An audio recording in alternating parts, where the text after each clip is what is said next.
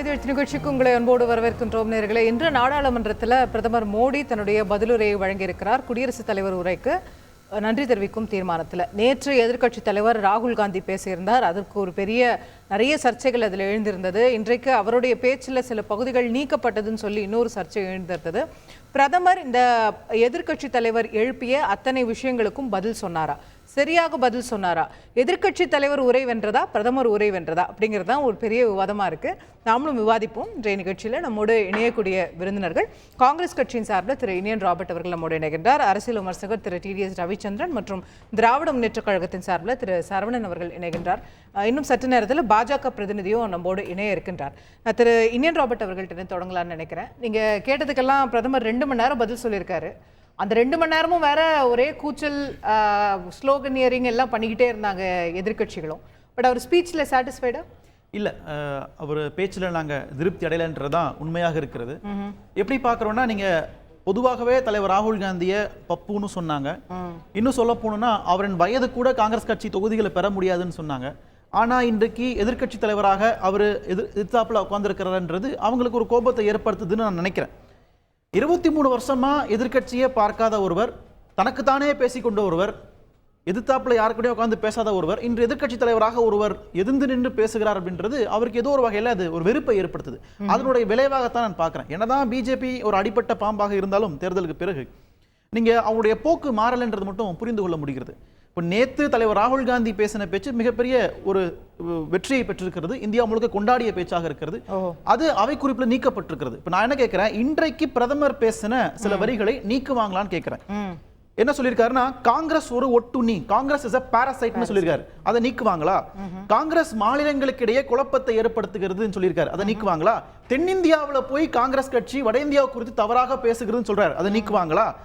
வன்முறையை காங்கிரஸ் தூண்டுதுன்னு சொல்றாரு. இதெல்லாம் நீக்குவாங்களா? இதெல்லாம் நாடாளுமன்றத்துல ஒரு பிரதமர் பேசக்கூடிய பேச்சான ஒரு கேள்வி இருக்குல்ல. பட் இது எதுவுமே அன்பார்லிமெண்ட்ரின்னு சொல்ல முடியாதுல்ல. உங்க காங்கிரஸ் மேல கடுமையான குற்றச்சாட்டை வைக்கிறாரு, கரெக்ட். பட் அது பார்லிமெண்ட்ல இப்ப நீங்களும் அவங்க மேல வைக்கக்கூடிய குற்றச்சாட்டுகள் தானே இதெல்லாம். அது அப்போ நாங்க வச்ச குற்றச்சாட்டுகள் எதற்காக அவை குறிப்பில் நீக்கணும் பெரிய கேள்வி இருக்குல்ல. இல்ல, அவங்க சொல்றது இப்போ உதாரணத்துக்கு சில விஷயங்கள் தவறான தகவல் குறிப்பிட்டிருக்காரு. உதாரணத்துக்கு அக்னிவீர் ஸ்கீம்ல எதுவும் ஒருவே காம்பன்சேஷன் கிடைக்காதுங்கிற மாதிரி அவர் பேசியிருக்காரு. அந்த மாதிரி ஃபேக்சுவல் இல்லாததெல்லாம் சிலது, அஃப்கோர்ஸ் நான் எல்லாத்தையுமே சொல்லல, பட் சிலது ஃபேக்சுவல் இல்ல, அப்ப அதை நீக்கி தானே ஆகணும் அப்படிங்கிறது. இது அப்படி இல்ல, நீங்க அன்பார்லிமெண்டரியா இருக்கான்றது ஒரு பெரிய கேள்வி. நாங்க என்ன அதாவது உண்மைக்கு புறம்பா இருக்குன்றது அவங்க குற்றச்சாட்டு. நாங்க கேட்ட கேள்விக்கு முதல்ல பதில் கிடைச்சதா? நாங்க நீட் குறித்து கேட்டோம். நாங்க இன்னைக்கு சொல்லிருக்காரு, என்ன சொல்லிருக்காங்க? நாங்க கடும் நடவடிக்கை எடுப்போம், யாரையும் ஸ்பேர் பண்ண மாட்டோம், யாரையும் விட்டுற மாட்டோம், நாங்க இப்ப சிபிஐ விசாரணை போட்டிருக்கோம். ஒரு கவர்மெண்ட் கிட்ட இருந்து வேற என்ன இல்ல, எங்களுக்கு அது தேவையான பதிலாக இல்ல. நாங்க கேட்கறது என்னன்னா, நீட் என்கிற அந்த இன்ஸ்டிடியூஷன் இருக்குல்ல, அது நீட்டையே நாங்க ரத்து செய்யறோம்னு அவர் அறிவிச்சிருக்கணும். அப்ப சந்தோஷம். இல்ல, நீட் மட்டுமல்ல, நீட் நடத்தின NTL நாங்க கேள்வி கேட்கிறோம். நேஷனல் டெஸ்டிங் ஏஜென்சின்ற அமைப்பு ஒரு அரசு நிறுவனமான பெரிய கேள்வி இருக்கு. 24 லட்சம் மாணவர்கள் எழுதிய தேர்வுல இவ்வளவு பெரிய குழப்பம் நடந்திருக்கிறது. இது முதல் முறைதானா? இத்தனை முறை கிளியர் பண்ண டாக்டர்ல எத்தனை பேர் ஃப்ராடுலண்டா வந்திருக்காங்கறதை நீங்க ப்ரூவ் பண்ண வேண்டிய பொறுப்பு உங்களுக்கு இருக்கு. அப்போ NTன்ற முகமை எவ்வளவு நேர்மையாக நடந்த முகமைன்றதை பத்தி பேசவே இல்லை. அவர் சும்மா விசாரணை பண்ணுவோம், ஆகட்டும், பாத்துக்கலாம், சட்டம் கடமை செய்யும், இந்த மாதிரி வார்த்தைகளை நாங்க சினிமா படத்துல பார்த்துட்டோம். சரிங்களா? அதே மாதிரி மணிப்பூர் கலவரம் குறித்து மோடி வாயை திறக்கவும் இல்லை, மூச்சு விடவும் இல்லை. அதெல்லாம் உண்மையிலேயே நாங்க கேட்ட கேள்விகளா இருக்கு. ஒரு 3வது பெரிய பொருளாதாரம்னு சொல்றாங்க. ஆனா GSTல கலெக்ஷன் குறைஞ்சிருக்குன்னு நேற்று ரிப்போர்ட் வந்திருக்கு. அதன் குறித்து பிரதமர் என்ன பேசுறாருன்னு பதில் சொல்லணும். இப்போ நாங்க கேட்கிற கேள்வினா வெளிப்படையா வேலை வாய்ப்பு, விலைவாசி உயர்வு கொடுத்தலாம் நேற்று தலைவர் பேசியிருந்தாரு. அதை குறித்துலாம் பிரதமர் அவர்கள் வாயை திறக்கலையே அப்படின்றதான் எங்களுடைய குற்றச்சாட்டு. ஸோ ஃபேக்சுவலா இருக்குதா இல்லையான்றதை நம்ம பின்னாடி விவாதிப்போம். ஆனா நாங்க கேட்ட குறைஞ்சபட்ச கேள்விகளுக்கு எங்களுக்கு பதில் கிடைக்கலன்றதுனால தான் இந்த மாதிரியான எதிர்ப்பு குரல் நாங்க பார்லிமென்ட்ல பதிவு செய்ய வேண்டிய கட்டத்துக்கு தள்ளப்பட்டோம். பட் அவர் பேச தொடங்குனதுல இருந்தே நீங்க பதில் சொல்லல, அதுக்கப்புறமா நாங்க கத்தனோம் கேட்டோம் அப்படின்னா பரவாயில்ல, வணக்கம் நமஸ்தேல இருந்தே ஆரம்பிச்சிட்டீங்களே. இல்ல, அப்படி இல்ல, நீங்க லைவ் பாத்தீங்கன்னா தெரியும், முதல்ல எடுத்த உடனே நாங்க கத்த ஆரம்பிக்கல. நாங்க எதிர்பார்த்த எங்களுடைய it was hardly a minute or so. இல்ல, நீங்க வெயிட் பண்ணோம். அவர் தொடக்கத்துல எதிர்வத்தி ஆரம்பிக்கிறாருன்றதை நாங்க வெயிட் பண்ணோம். அவர் தொடக்கம் நாங்க எதிர்பார்த்த தொடக்கமாக இல்ல. நீங்க என்ன எதிர்பார்த்தீங்க? அவர் என்ன தொடங்கினாரு? கேட்ட கேள்விகளுக்கு பதில் ஒன்று எதிர்பார்த்தோம். அவர் என்ன தொடங்கினாரு? அவர் சம்பந்தமே இல்லாம பேசிட்டு இருக்காரு. அவர் எங்களை அட்டாக் பண்ற மூட்ல தான் வந்திருக்காரே தவிர நாங்க கேட்ட கேள்விக்கு பதில் சொல்றதுக்கு வரல. காங்கிரஸ் தலைவர் ராகுல் காந்தி அழுகிறாருன்னு சொல்றாரு, குழந்தை போல பேசுறாருன்னு சொல்றாரு. இதெல்லாம் நாங்க கேட்டோமா? முதல்ல இந்த மாதிரியான ஒரு பார்வை ஒரு ஆணவமிக்க பார்வையாக இருக்கிறது. எதிர்க்கட்சி தலைவரை பார்த்து நீங்க குழந்தை மாதிரி இருக்கிறீங்கன்னு சொல்றது எவ்வளவு ஆணவமிக்க ஒரு வார்த்தை தெரியுமா அது ஜனநாயகத்துல? ஏன்னா இவர்களுக்கு ஜனநாயகத்தின் மேல் நம்பிக்கை இல்லை, அது பழகல. தனக்கு தானே பேசியிருந்த ஒருவர் எவ்வளவு நாளா மன் கி பாத்லயும் இன்றைக்கு எதிர்க்கட்சி தலைவர் ஒருத்தர் உட்கார்ந்திருக்காரு 10 வருஷம் கழிச்சு அப்படின்றது அவருக்கு பொறுக்க முடியல, அதுல பழக முடியல. அதனுடைய வெளிப்பாடு தான் அதெல்லாம். அதனால உங்களுக்கு இது வந்து போக போக ஒரு பழகித்தான் ஆகணும், வேற வழியே இல்லை. ஏன்னா அடுத்து வரக்கூடிய நாடாளுமன்ற அவைகள்ல இப்படிதான் இருக்க போகுது. நீங்க வந்து 240 எதிர்க்கட்சி சார்ந்த உறுப்பினர்கள் அமர்ந்திருக்கிறாங்க, எல்லாருக்கும் நீங்க பதில் சொல்லித்தான் ஆகணும், நீங்க தப்பிக்கவே முடியாது. நிச்சயமாக அடுத்து வரக்கூடிய ஆண்டுகள் மோடிக்கு மிக கடினமான ஆண்டுகளாக கொண்டு நாங்க பதிவு செய்யறோம். நான் திரு ரவிச்சந்திரன் அவர்கள்ட்ட கொண்டு போக நினைக்கிறது, எதிரில் ராகுல் காந்தி எதிர்க்கட்சி தலைவராக உட்காந்துட்டாரு, பொருட்களை உங்களுக்கு அவரை அட்டாக் பண்றதுக்கு காங்கிரஸ் அட்டாக் பண்றதுக்கு தான் 2 மணி நேரத்துல வந்து முக்காவாசி நீங்க அதுக்கு தான் பயன்படுத்திருக்கீங்க. அவர் அப்படி சொல்லல, நீங்க அப்படிதான் சொன்னாரு. நீங்க கரெக்டா புரிஞ்சுக்கணும். இவர் ஒரு ராகாவளிங்க, எப்போதுமே ஜெயிச்சுட்டே இருப்பாருங்க. இப்போ வந்து கொஞ்சம் குறைஞ்சிருச்சா அவருக்கு பொறுக்கல. 23 வருடமாக எதிர்கட்சிகளே பார்க்காத, அப்படி சொல்லணும். அதை 23 கட்சிகளை எதிர்க்க பார்க்காத சொல்ல அப்படி சொன்னா அது தவறு. ஜூலை 1ஆம் தேதியே எல்லாரும் கொண்டாட போறோம், கடாக்கட் தினம் அப்படின்னு கொண்டாட போறோம்.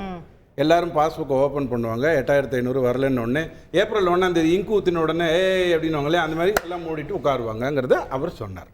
ஆனால் அவர் பேசும்போது சொல்லது என்னன்னா, இவர் இன்னொரு விஷயம் சொன்னார், தொடங்கினதே சரியில்லைங்க அப்படின்னு. அதுதான் நியாயமான வார்த்தை.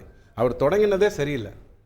பாராளுமன்றத்தில் எப்போதுமே சபாநாயகரை நோக்கித்தான் பேசணும், சட்டமன்றத்தில் சபாநாயகரை நோக்கித்தான் பேசணும். சபாநாயகர் அவர்களே அவர் தொடங்கிட்டார், இவங்களுக்கு பொறுக்கல. ஏன்னா நேற்றுக்கு ராகுல் காந்தி சபாநாயகர்ங்கிற வார்த்தையை பயன்படுத்தல. அவர் மாட்டிங் மீட்டிங்ல உட்கார்ந்து பேசுற மாதிரி சார் அப்படின்னு பலமுறை பண்ணிருக்காரு, நிறைய முறை ஸ்பீக்கர். திரும்ப சொல்றேன், ஒரு வரியுமே நீங்க எப்படி தெரியுமா சொல்லுவாங்க, ஜெயலலிதா அம்மா பேசும்போது கூட சார் ரொம்ப சிம்பிள் சார். இதுல வந்து நம்ம இதுல இவர் வந்து இந்த வார்த்தை சொன்னாரா அந்த வார்த்தை சொன்னாரான்னு அனலைஸ் பண்றது இல்ல, கேட்ட கேள்விகளுக்கு பதில் வந்ததா, முக்கியமான இஷ்யூஸ் அவர் அட்ரஸ் பண்ணிருக்காரா, மீண்டும் இந்திரா காந்தி 1975 1947 அதெல்லாம் சொல்லிருக்காரு 2 மணி நேரத்துல. பாருங்க 2 மணி நேரம் பேசினா அதெல்லாம் சொல்லணுங்க. ஏன்னா நாடுங்கிறது 70 எத்தனை வாட்டி சார் 1984யும் 1975யும் இதே 10 ஆண்டு நீங்க ஆட்சி நடத்திருக்கீங்க, அதுக்கு ஒரு எதிர்க்கட்சி தலைவர் கேள்வி கேட்டிருக்காரு. ஒரு அர்ச்சகர் கிட்ட போய் கோவில்ல எத்தனை முறை நீ நாமாவளி சொல்லிக்கிட்டே இருப்ப, எத்தனை ஓகே பாவிகள் வர்றாங்க அவங்களுக்கு நல்லது பண்ணணுங்கிறதுக்காக நீ அனுமன் கிட்ட நாமாவளி சொல்லிக்கிட்டே இருப்பியான்னு கேட்கிற மாதிரி நீங்க கேட்கக்கூடாது, அதெல்லாம் சொல்லணும். ஆனால் முக்கியமா என்ன பதில்கள் வந்ததுன்னு சொன்னா, அதாவதுங்க ஜெயலலிதா அம்மா பேசும்போதோ அல்லது மோடி பேசும்போதோ உங்கள் வாயிலாக சபைக்கு சொல்லுகிறேன், உங்கள் வாயிலாக சபைக்கு, அதுதான் முறை. அதைத்தான் நான் சொன்னேன் ஒழிய வெறும் வார்த்தையை பயன்படுத்தினீங்களாங்கிறதுக்காக நான் சொல்லல. துஷ்டிகரன், பிரிவினைவாதம் பேசுகின்ற கட்சி நாங்க அப்படி இல்லை. சந்துஷ்டிகரன், மனநிறைவை நோக்கி போகின்ற நல்ல வார்த்தைகள்லாம் சொல்லியிருக்காரு. இதில் எனக்கு ரொம்ப பிடிச்சது அவர் வந்து ஒரு காமெடி கட் பண்ணது தான். வடிவேலு கிட்ட ஒரு படத்தில் சொல்லுவாங்களே, நீ அதுக்கு சரிப்பட மாட்ட அப்படிங்கிற மாதிரி ஒரு விஷயத்த எங்க அழகா சொன்னாருன்னா, இது பாருங்க 99 வாங்கியிருக்கேன்னு சொல்லி நீங்க 100க்கு வாங்கின மாதிரி போய் உங்க வாத்தியார்கிட்ட சொல்ல, அவர் 100க்கு வாங்கிட்டியான், இல்லைங்க 543க்கு தான் நான் வாங்கியிருக்கேன்னு சொன்ன உடனே நீ அதுக்கு சரிப்பட மாட்ட அப்படின்னு வடிவேலுக்கு சொன்ன மாதிரி சொன்னாரு. இவரு ஏன் விளையாட்டா எடுத்துட்டாரு தெரியுமா? இப்போ 45 வருடங்கமா அரசியல் இருக்கிற பாருங்க, நீங்க சொல்ற பதிலையுமே நாங்க அக்னிவீர் திட்டத்துக்கு இந்த பதில் சொன்னோம், நீட்டுக்கு இந்த பதில் சொன்னோம், மணிப்பூரை பத்தி என்ன சொன்னாரு அப்படின்னு சொல்லி ராகுல் காந்தி அவர் கிண்டல் பண்ணது ஓகே, சந்தோஷம், ஜாலியா இருக்கலாம். 2 மீம்ஸ் கிண்டல்ங்கற வார்த்தை கூட, அதுக்கப்புறம் பிரதமருக்கு என்ன வேற என்ன கிண்டல்ங்கற வார்த்தை கூட நான் பயன்படுத்த மாட்டேன். நான் நடந்தது பாராளுமன்றத்துல, அங்க வந்து எல்லா மையம் கமல் சொல்ற மாதிரி விசில் அடிச்சா குஞ்சுகள் எங்க வேணாலும் இருப்பாங்க. சட்டமன்றத்திலயும் கிண்டல் கேலிகள் நடக்கும், பார்லிமெண்ட்லயும் நடக்கும், ரசிக்கிறோம். நான் மீம்ஸ் பார்க்கறோம், பட் பியாண்ட் தட் என்ன முக்கியமான விஷயங்களை உங்களுக்கு நான் சொல்லிடுறேன். அதாவது கூட்டணியில சவாரி செய்து வந்துகின்றவர்கள் அப்படிங்கறதெல்லாம் அவர் சொல்லத்தான் செஞ்சாரு. சில உண்மைகளை சொல்லணும் இல்லையா? அவர் பாராசைட்னு சொல்றாரு, ஒரு ஒட்டுண்ணின்னு ஒரு காங்கிரஸ் கட்சியை சொல்றாரு, ஜாமீன்ல இருக்காருங்கிற உண்மையை சொன்னாரு. அதுல அவங்களுக்கு கோவம் வந்திருக்கலாம். அதுல என்ன பண்றது, நீதிமன்றத்துல ஜாமீன் தான் கொடுத்துருக்காங்க. கோவம் வந்துச்சுன்னா என்ன பண்ண முடியும்? பெயில இருக்கிறா இல்ல ஜெயில இருக்கிறேன்னு போய் சொல்ல முடியும்? முக்கியமா அவர் சொன்னது, எல்ஐசி HAL பற்றி நீங்கள் பொய் சொன்னீர்கள், அது விற்கப்பட்டது என்று பொய் சொன்னீர்கள். பப்ளிக் ஷேர் விட்டா அது விற்கிற மாதிரி அர்த்தமா? ஒரு கம்பெனி ஷேர் விடுது, அதை எல்லா மக்களும் வாங்குறாங்க, வாங்கினா அது வந்து கம்பெனியை விற்கிறா, நீங்க பொய் சொன்னீங்க எடுத்து சொன்னாரு. அக்னிவீர்ல ராகுல் காந்தி ஐயா சொன்னது என்ன தெரியுமா? 6 மாசத்துல ட்ரைனிங் கொடுத்து சைனா வீரர்கள் முன்னாடி நிறுத்தி வைப்பீங்களா அப்படின்னு கேட்டார். அது எவ்வளவு அபத்தம். அக்னிவீர்ல ட்ரைனிங் கொடுத்த சீனாக்கு முன்னாடியா போய் நிறுத்துறாங்க? பொய் சொன்ன அதுக்கு தான் நீ சரிப்பட மாட்ட அப்படிங்கிற வார்த்தையை சொல்ல வேண்டி வந்தது. இதை விட அவர் ரொம்ப முக்கியமா உங்களுக்கு சொன்னது என்னன்னா, இப்போ ஒரு விளையாட்டாக சொல்கிறேன்னு நினைக்காதீங்க, நான் சீரியஸாக அடுத்த ரவுண்டில் பேசிக்கிறேன். இந்த வாட்டி கொஞ்சம் ஜாலியாக தான். ஏன்னா ஒரு 45 வருடமாக எல்லா மீம்ஸையும் சொல்லிடணும்ன்றீங்க முதல் ரவுண்ட்லயே. அப்படி இல்லைங்க, நான் அப்படி எடுத்துக்கல. ஒரு 45 வருடமா அரசியல்ல சீரியஸா இருந்து ஒரு PhD லெக்சரர் கூட்டு போய் கொஞ்சம் பிளே ஸ்கூல்ல பாடம் நடத்துங்க அப்படின்னு சொன்னா அவர் வந்து 8ஆம் வாய்ப்பாட சொல்லுங்க 8 அப்படின்னு சொல்லி கொடுத்தா எப்படி இருக்கும்? அந்த மாதிரி மோடி ஐயா அங்க கம்பீரமா வந்து நின்று பாலக் புத்தி அதான் அவர் சொன்னார், வேற எதுவும் சொல்ல. நேற்றுக்கு நடந்தது பாலக் புத்தி அப்படிங்கிற வார்த்தை. நீங்க ஹிந்தி தெரியாத போடல எல்லாம் தப்பா வந்துருல. மோடி பாலக் புத்தினா குழந்தை மனம் தான் இருக்குல்ல சார்? குழந்தை மனம். இல்ல இல்ல மோடி அதாவது PhD நீங்க சிவனை கொண்டு வந்து சர்டிபிகேட் இருக்கா? எவ்வளவு அழகமா அவர் வந்து யாரெல்லாம் கோடிட்டு காட்டினாருங்கிறத நீங்க பார்க்கணும். நிறைய நல்ல விஷயங்கள் பேசியிருக்காருங்க. அதான் நம்ம அதுல எதுவுமே சொல்ல மாட்டேங்கிறீங்களா? எல்லாம் மீம்ஸா சொல்லிட்டு இருக்கீங்க. இல்ல நான் ஏன் தெரியுமா கொஞ்சம் ஜாலியா இருந்தேன், எனக்கு ரொம்ப பிடிச்சது எனக்கு, அதனால அதுல அதாவது வந்து சிவனை நீங்கள் எப்பொழுதுமே ஒரே கோணத்தில் தான் பார்க்க முடியும், அபயம் தருகின்ற பொருளில் தான் நீங்கள் பார்க்க முடியும். அது தெரியாம பேசிடாதீங்க, முத்திரையை தவறா கையாண்டுறாதீங்க, அது ஆபத்தானது அப்படின்னு சொல்லிட்டு ஜெகநாத் எப்படி எங்களுக்கு வந்து வெற்றியை கொடுத்தாரு ஒடிசால அப்படிங்கிறத ஆரவாரமா சொன்னார். 3வது முறை எங்களை எடைக்கு எடை போட்டு இந்த மக்கள் தேர்ந்தெடுத்திருக்கிறார்கள். ஒரு விஷயத்திலையும் எடைக்கு எடை சார், அதுதான் கேக்குறேன். Politically it might be a fantastic speech, ஒரு சூப்பரான அரசியல் பேச்சாக இருக்கலாம். நாடாளுமன்றத்துல ஒரு பதிலுரை வழங்கக்கூடிய பிரதமர் இஷ்யூஸை பேசியிருக்காரான்னு அவங்க கேக்குறாங்க. 2014 வரைக்கும் பயங்கரவாதிகள் சாதாரணமா புழங்கி கொண்டிருந்த நாடாக இருந்தது. காஷ்மீர்ல வந்து ஐயா புல்வாமாங்கிறது ஒரு அட்டாக்கு சில பைத்தியக்காரங்க வந்து நம்ம நாட்டு பேர பண்ணாங்க, அதனால தோத்து போய் இப்ப பாகிஸ்தான் வந்து கடன் வாங்குற நிலைமையில உட்கார்ந்து இருக்குது. நாம கெத்தா காஷ்மீர்ல வந்து 370 கொண்டு வந்து இப்ப செப்டம்பர்ல தேர்தலை நடத்த போறோம். அது புரிஞ்சுக்கோங்க. புல்வாமா வந்து நீங்க அந்த கவர்னர் சொன்னதை வச்சு சொல்லாதீங்க, அவர் வீட்டில் தான் நிறைய நோட்டு கண்டுபிடிச்சாங்க. இப்போ 2014 வரைக்கும் பயங்கரவாதிகள் அப்படின்னு இருந்த ஒரு இடத்துல ஜம்மு அண்ட் காஷ்மீர்ல 370 வந்ததுக்கு பிறகு அங்கே எல்லா இஸ்லாத் சகோதரிகளும் இந்தியர்களும் போய் நிலம் வாங்க முடியும்னு வந்து அங்க இன்வெஸ்ட்மெண்ட் வந்திருக்குங்கிற வார்த்தையை சொன்னார். 3rd கியர்ல போயிட்டு இருக்கேன் அப்படிங்கிறத ரொம்ப தெளிவா சொன்னாரு.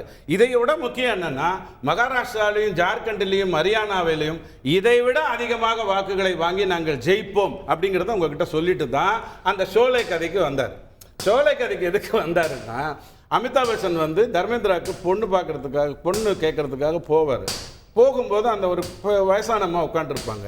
அந்த அம்மா கிட்ட சொல்லுவார், பாருங்க எதுக்கு நீ கல்யாணம் பண்ணி வைக்கணும்னு நினைக்கிற, வேலை இல்லாமல் இருக்காரு அதனால. ஓ வேலை இல்லாமல் இருக்காரா? ஆமாங்க, எப்பயாவது வந்து பஞ்சுக்கூடம்ல வேலை வாங்கி கொடுத்தா பீடி பிடிச்சிடுறாரு. ஓ பீடி வேற பிடிப்பாரா?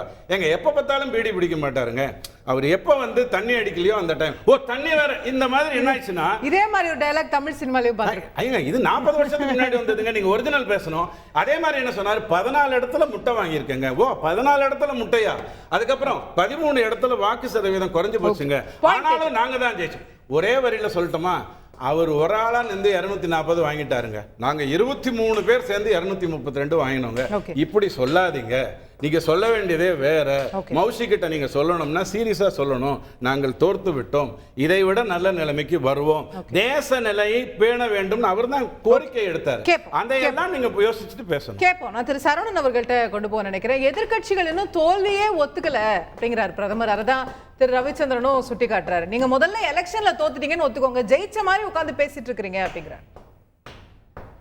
போன் ராகுல் 2 மாதங்களுக்கு முன்னால ஆணவமாக அதிகார வெறியோடு அசைக்க முடியாத சக்தி என்ற போதையில் பிரதமர் பேசிய வார்த்தைகள் இன்னைக்கு நேத்து திரு ராகுல் காந்தி அவர்கள் பேசிய பேச்சு எப்படிப்பட்ட பேச்சு? அமைச்சர்கள் தெரித்து போய் எல்லாரும் வந்து இடையூறு செய்து 13 முறை அவரை இன்டரப்ட் பண்ணி அவரை பேச விடாம அப்படியும் அவர் பேசி முடித்தார். பேசி முடித்தோடனே வழக்கம் போல அவர் வந்து இந்துக்களை வந்து வன்முறையாளர்கள்னு சொல்லிட்டாரு அப்படின்னு சொல்லி மீண்டும் ஒரு பொய் செய்தியை பேசும்போது 1 மணி நேரம் 1.5 மணி நேரம் ஃபுல்லா கோஷம் போடல பிஜேபி சைடுல இருக்கிறவங்க. ஏன்னா கரெக்ட். இப்போ ஒரு பிரதமர் வந்து பாராளுமன்றத்தில் பேசுகிறார் என்னும் பொழுது எதிர்கட்சிகள் தொடர்ந்து வைத்திருக்கக்கூடிய பிரச்சனை என்னவாக இருந்துச்சு? மணிப்பூர். அந்த மணிப்பூரை பத்தி பேசணும்ல. நான் பேசவே மாட்டேனா அப்புறம் எதுக்கு பிரதமரா இருக்கீங்க? சார் அவர் பேசி முடிக்கிற வரைக்கும் அவங்க லாஸ்ட் வரைக்கும் அவர் அத பத்தி பேசவே இல்லனா நீங்க கோஷம் போடுறது நியாயம் இருக்கு. அவர் பேசனாரா? பேச ஆரம்பிச்சதுல மணிப்பூர் பத்தி பேசல சார். மணிப்பூர் பத்தி பேசல சார். ஹெட்போன் போட்டுக்கிட்டு பேசல சார். பேசறா இல்லையா மணிப்பூர்? பேசல சார். நான் 5 வாட்டி சொல்லிட்டேன் பேசலன்னு. ஒண்ணும் பிரச்சனை இல்ல. மை பாயிண்ட் தெரியுமே அவர் தான் பேச மாட்டாருன்னு தெரியுமே. இல்ல நீங்க கேட்ட நீட் பத்தி பேசிருக்காரா? அக்னிவீர் பத்தி பேசியிருக்காரா? மற்ற இஷ்யூஸ் தீவிரவாதம் இதெல்லாம் பேசியிருக்காரா? அப்ப நீங்க அதெல்லாம் கேட்காம கோஷம் போட்டே இருந்தா எப்படின்னு சபாநாயகர் கேட்கிறாருல உங்களை பார்த்து. கொஞ்சம் இருங்க. அதாவது என்னன்னா, மணிப்பூர், அதாவது சுதந்திர இந்தியாவுல இப்படி ஒரு மாநிலம் பற்றி எரிந்து கொண்டிருக்கும் பொழுது நீரோ மன்னனை போல ஃபிடில் வாசித்துக் கொண்டிருந்த பிரதமர் இந்தியாவுல யாருமே கிடையாது. அதை பற்றி பேசுவதற்கே இவ்வளவு பயம் உங்களுக்கு? மணிப்பூர் மக்கள் இந்திய மக்கள் இல்லையா? இன்னைக்கு அங்கிருந்து வந்திருக்கக்கூடிய அந்த நாடாளுமன்ற எம்பி அற்புதமாக பேசினார். நீங்க தொடர்ந்து அவர் எல்லாரையும் குற்றம் சாட்டுகிறார். நீங்க வடகிழக்கு மாகாணங்களை, வடகிழக்கு மாநிலங்களை உங்களுடைய ஹிஸ்டரி லெசன்ஸ்ல கூட நீங்க வைக்கல. அதனாலதான் நீங்கள் எங்களை இந்தியர்கள் போல நடத்தவில்லை அப்படின்னு சொல்லி அவருடைய உள்ள குமுறலை கொட்டுகிறார். இப்படி பேசுறாங்க. ஆனா பிரதமர் மணிப்பூர் பத்தி வாயை திறக்க மாட்டாருன்னா அப்புறம் எதுக்கு அவர் பிரதமராக இருக்கிறார்? இந்தியாவுல ஒரு மாநிலத்துல பெண்கள் நிர்வாணமாக அழைத்து செல்லப்படுகிறார்கள், பரேட் பண்றாங்க, தொடர்ந்து சிவில் வார் சிச்சுவேஷன் போயிட்டு இருக்கு. அதை பத்தி நான் பேசவே மாட்டேன் அப்படின்னா எதிர்க்கட்சிகள் என்ன செய்ய வேண்டும்? பிரதமர் ராகுல் காந்தி கோன் ராகுல்னு கேட்டவர் இன்னைக்கு ராகுல் காந்தியை கிண்டல் செய்வதை பார்த்து வேடிக்கை பார்த்து கொண்டிருக்க வேண்டுமா? உங்களுக்கு ஒரு தீர்வுக்கு கூட வழி இல்லையே. நீட்டை பத்தி பேசினாரு, அக்னிவீரை பத்தி பேசினாரு. நீட்டுக்கு என்ன தீர்வு? என்ன சொல்லியிருக்காரு? நீட்டை பத்தி விசாரணை நடக்கிறது, கைது செய்து விடுவோம். அதுவா தீர்வு பிரச்சனைக்கு? அந்த லீக் ஆயிருக்கு 20 லட்சத்துக்கும் மேற்பட்ட மாணவர்கள். இப்போ லீக் ஆன எக்ஸாம்னா என்ன பண்ணணும்? படித்து பட்டம் வாங்கிய மாணவர்கள், தேர்வு எழுதிய மாணவர்கள் இருக்காங்க, பொலிட்டிக்கல் கனெக்ஷன்ஸ் இருக்கு, பணம் கொடுத்து நான் சீட்டை கொஸ்டின் பேப்பரை வாங்கி எக்ஸாம் எழுதுவேன்னா அவனையும் வச்சுக்கிட்டு இந்த மாணவர்களுடைய மனநிலை என்ன? இவர்களை அரெஸ்ட் பண்ணிடுவோம் அப்படின்னா முடிஞ்சு போச்சா? இதுவா தீர்வு இந்த சிச்சுவேஷனுக்கு? திரு ராகுல் காந்தி அவர்கள் இன்னைக்கு கடிதம் கொடுக்கிறார். நாளை நாம் நீட்டை பற்றி விவாதிப்போம் அப்படின்னு சொல்லிட்டு இன்னைக்கு என்ன பண்றாங்க? சைன்டை காலவரையற்றி இன்னைக்கு மூடிடுறாங்க பாராளுமன்றத்தை. எதற்கு? இன்னைக்கு என்னன்னா மிகப்பெரிய கொடுமை அரங்கேறி இருக்கிறது. ஹத்ராஸ்ல 122 பேர், கனப்பொழுதுல 122 பேர் உயிர்கள் செத்து மடிந்திருக்கிறார்கள். முக்கியமா குழந்தைகளும் பெண்களும் செத்து மடிந்திருக்கிறார்கள் ஸ்டாம்பீட்ல. அங்க எந்த ஆட்சி நடந்து கொண்டிருக்கிறது? பாஜக ஆட்சி நடந்து கொண்டிருக்கிறது. அங்க அப்படி ஒரு ஸ்டாம்பீட் நடந்துட்டு இருக்கு. இவர் எதை பத்தியும் கவலைப்படாம இவர் பாட்டுல பேசிக்கிட்டே இருக்காரு. ஒரு மெசேஜ் கொடுக்க மாட்டாங்களா? இல்ல உடனே கொடுத்தாரு. சம்பவம் நடந்து கொண்டிருக்கிறது. அந்த விஷயம் வந்த உடனே இரங்கல் மோடியோட இதுல இருந்து தெரிவிக்கப்பட்டது. பின்னர் இப்போ 2 லட்சம் நிவாரணம் அனௌன்ஸ் பண்ணிருக்காங்க. வித்தின் ஹவர்ஸ் இப்போ அனௌன்ஸ் பண்ணிருக்காங்க நிவாரணம். சொல்றேன் இப்போ இவ்வளவு இது போயிட்டு இருக்கக்கூடிய இந்த காலகட்டத்துல உங்களுக்கு அங்க ராகுல் காந்தியை கேலி செய்வதும் கிண்டல் செய்வதும் தான் ரொம்ப முக்கியமா போகுது. பார்லிமென்ட்ல பேசிட்டு இருக்கும்போது இது நடக்குது சார். எப்படி நீங்க உடனே போனை செக் பண்ணி அந்த மினிட்ல ரெஸ்பாண்ட் பண்ணனும் எதிர்பார்க்கறீங்க? பார்லிமென்ட்ல நோட் கொடுப்பாங்களா கொடுக்க மாட்டாங்களா? ஆமா. அது முதல்ல செய்திருக்கணும்ல. அத்தனை பேர் இறந்து கொண்டிருக்கிறார்கள், இறந்து போயிட்டு இருக்காங்கன்னு வரும்பொழுது அதை பேச்ச முடிக்கணும்ல. அதுதான் சொல்றேன். உங்களுடைய நோக்கம் என்னவாக இருக்கிறது? அதுதான் இங்கே முக்கியம். அதே போல பிரதமர் பேசிய பேச்சை கேட்டீங்க அப்படின்னா சிரிப்பு வருது. அதாவது மிஷ்மேஷ் அப்படின்னுவாங்க. என்ன அப்படின்னா இந்த கடந்த பாராளுமன்ற தேர்தல்ல அவர் பேசின பேச்சை எல்லாத்தையும் எடுத்துக்கிட்டாங்க. பேச்சை எல்லாத்தையும் எடுத்துக்கிட்டு சாட் ஜிபிடி கிட்ட கொடுத்துட்டாங்க, ஃபீட் பண்ணிட்டாங்க. இதெல்லாம் நான் சென்ற பாராளுமன்றத்துல பேசிய பேச்சு, இப்ப இதுக்கு பாராளுமன்றத்திற்கு எனக்கு ஒரு உரை தயாரித்து கொடுங்கள், அதோடு ரோஸ்ட் ராகுல் காந்தி அப்படின்னு சொல்லி ஒரு கமாண்ட் கொடுத்துடுறாங்க. கொடுத்த உடனே சாட் ஜிபிடி கொட்டுது, இதெல்லாம் நீங்க பேசுங்க. அதே தான் பேசியிருக்காரு பிரதமர். ரோஸ்ட் ஆயிருக்கிறாரு ராகுல் காந்தி. அவங்க சொல்லியிருக்காங்க, இவங்க போட்டிருக்காங்க அப்படின்னு இவர்கள் நினைத்துக் கொண்டு பாராளுமன்றம் ராகுல் காந்தியை ரோஸ்ட் செய்வதற்காகவா? அதற்காகத்தான் அவ்வளவு செலவு செஞ்சு அவருக்கு மாச சம்பளம் கொடுத்து பிரதமரா வச்சிருக்காங்களா? இதுதான் கேள்வி. கரப்ஷனை பத்தி பேசுறாரு. கரப்ஷனை பத்தி பேசுவதற்கு பாஜகவில் இருக்கிறதுக்கு யாருக்கா அருகதை இருக்கிறதா? எலக்டோரல் பாண்ட் என்ற அந்த இதன் மூலமாக எல்லார்கிட்டையும் பிடுங்கி, எல்லாரிடமும் மிரட்டி பணத்தை பிடுங்கி பாஜகவுடைய கஜானாவை நிரப்பியவர்கள் ஊழலை பற்றி பேசலாமா? இன்னைக்கு தமிழ்நாடு அரசு அதானி மேல ஊழல் குற்றச்சாட்டு விசாரணைக்கு உத்தரவிட்டிருக்கிறது. எப்படி ஏமாத்திருக்காங்க? $38 வாங்கக்கூடிய அந்த தரம் குறைந்த நிலக்கரிய $92 கொடுத்து வாங்கியது தமிழ்நாடு அரசு. யாரு? ஏன்னா அவர் யாரு? அதானி யாருன்னு நமக்கு தெரியும். ஓகே பாவம் 602வது பணக்காரராக இருந்தாரு. மோடி பாவப்பட்டு போய் ஐயோ ஓகே 602வது பணக்காரராக இவர் இருக்கிறாரு, have to move on, இவர் எப்படி இப்படி இருக்கலாம், என்னுடைய ஒரே நிமிஷம் இருங்க, இவர் 2வது பணக்காரராக மாற வேண்டும் என்று சொல்லி அவர் 2வது பணக்காரராகியவர். அப்படிப்பட்ட அந்த ஊழல் round tripping என்று சொல்வார்கள், அந்த ஊழல். அதனால என்ன ஆயிருக்குன்னு பாத்தீங்க அப்படின்னா, இதனால என்ன ஆயிருக்குன்னு பாத்தீங்கன்னா, எல்லாருடைய மின்சார விலை ஏறி இருக்கிறது.